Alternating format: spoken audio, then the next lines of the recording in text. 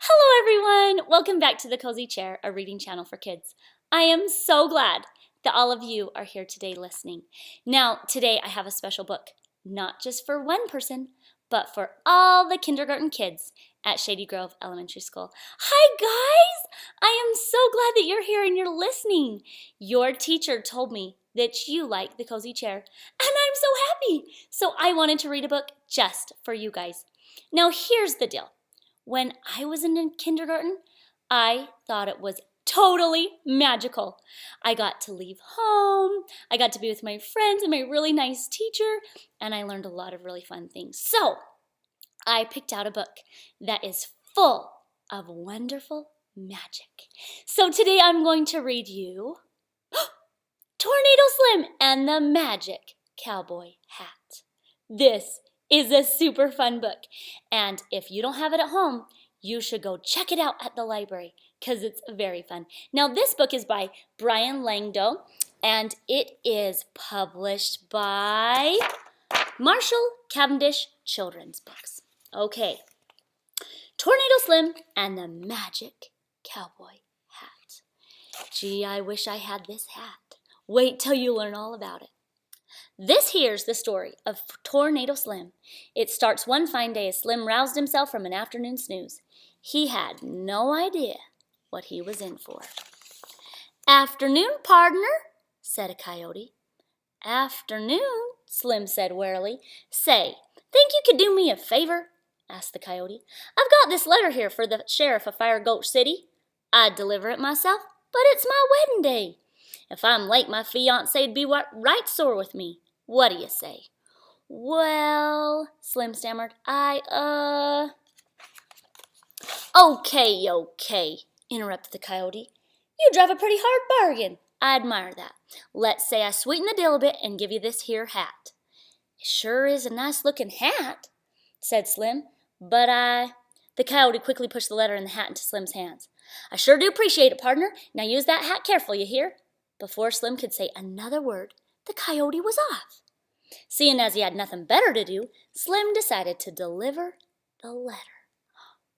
I wonder what that letter says. When he finally staggered into a small town hours later, his feet felt ready to fall off.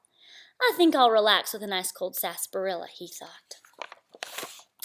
Then Slim noticed all the commotion.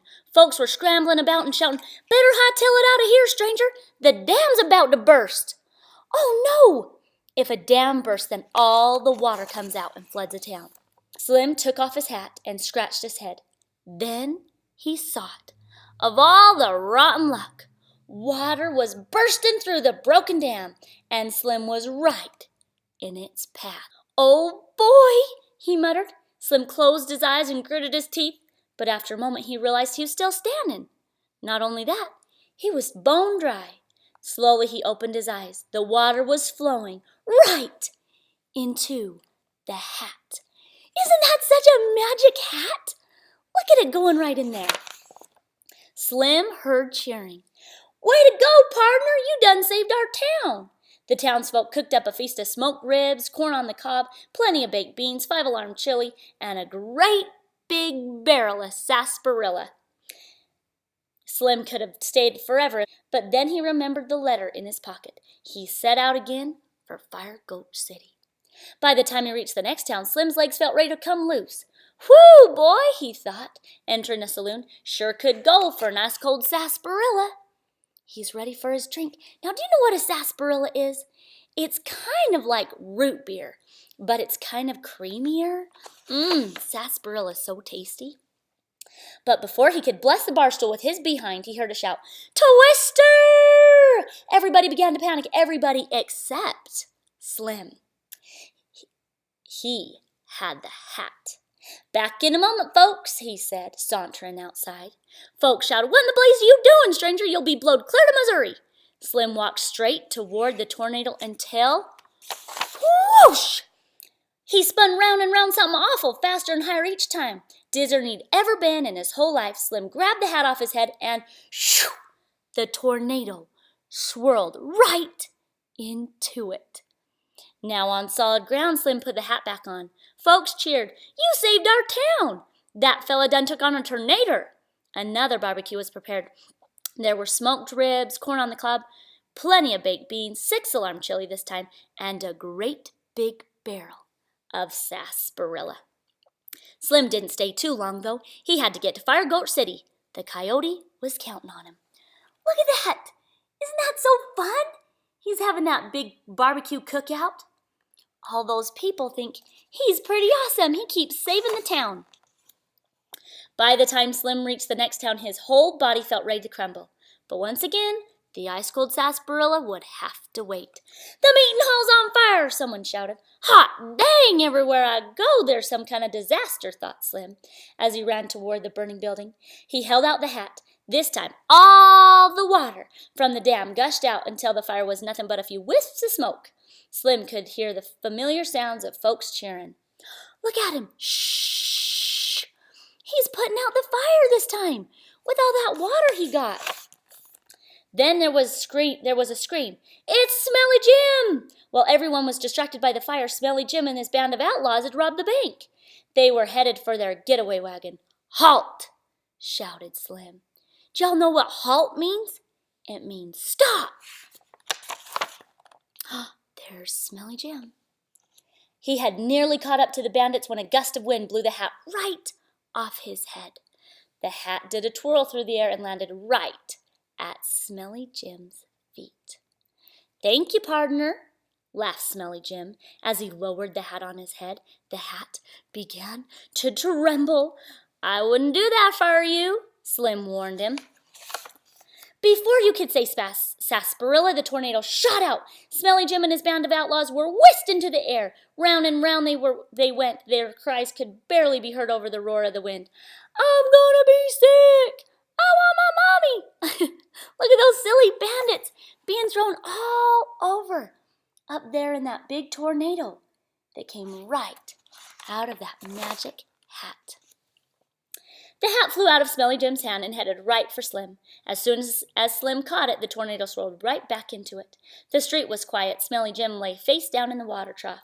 Sprawled out around him was his band of outlaws. The townsfolk cheered as Slim led the bank robbers to jail.